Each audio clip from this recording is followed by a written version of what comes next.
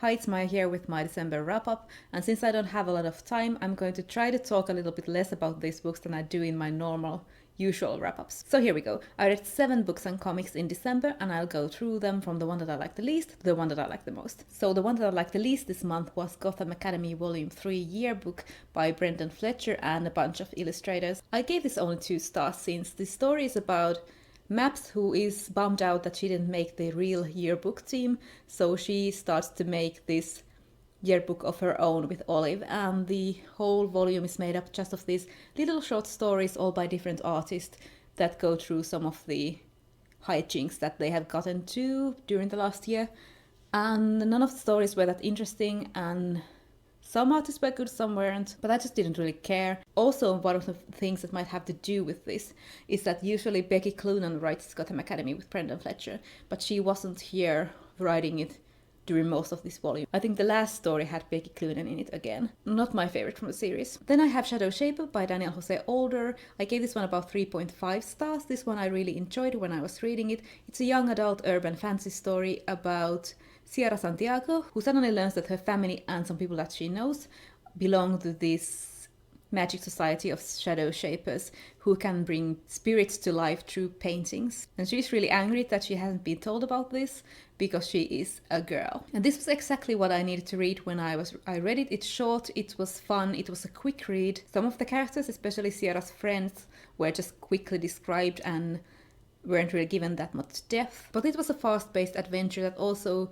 managed to talk about some important topics, and I had fun while reading it. Next I read some comics. I read Gem Volume 2 and Gem Volume 3, and I gave 4 stars to both of them, but for different reasons. Volume 2 is called Viral, and it's written by Kelly Thompson, but it doesn't have the regular artist, it's that it has guest artists. Like with Gotham Academy Yearbook, there are some short stories at the beginning, but then there is also a longer story. And there are guest artists, and some I liked better than others again, but I think the writing was still on point, and it was fun and had these great character relationships like the first gem, so I did enjoy this, and I gave it 4 stars thanks to the writing. Volume 3 was called Dark Gem, and this has Sophie Campbell, the regular artist, back, and is written by Kelly Thompson. And in this one I was so glad about the art again, it's so beautiful.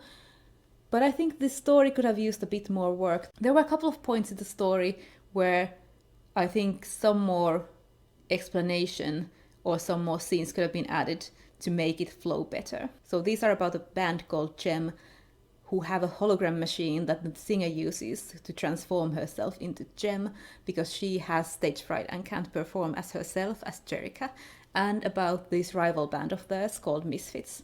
Volume 2 is mostly about the Misfits trying to learn Gem's secret, and Volume 3 is about a virus that is in Synergy, the hologram machine. She wants to take over the world with a darker version of Gem. So the next book I read was Ghosttalkers by Mary Robinette Kowal, which is a historical fantasy book taking place during World War I.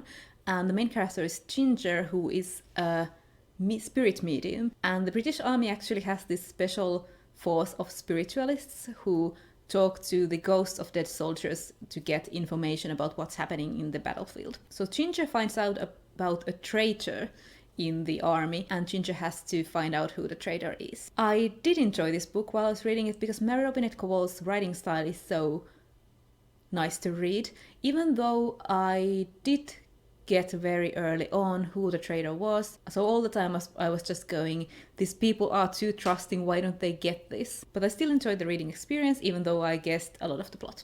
Then I read Welcome to Night Vale by Joseph Fink and Jeffrey Craner, which is a novel set in the world of the Welcome to Night Vale podcast. So the podcast follows Night Vale's radio reporter Cecil, but the book follows completely different characters, even though all the characters I know and love from the podcast make an appearance, or most of them. And this follows 19-year-old Jackie Fierro, who is the pawn shop owner in Night Vale, and Diane Creighton, who is the PTA treasurer in Night Vale, who has a son called Josh. And as usual, something creepy, weird, mysterious, and hilarious is going on in Night Vale, and these 2 women have to find out what it is. And I really enjoyed following these characters, and like I said, seeing the characters that I know from the podcast make cameos in this book. And I did laugh aloud a couple of times while reading this, and this one also got 4 stars. Most of the stuff on this wrap-up got 4 stars.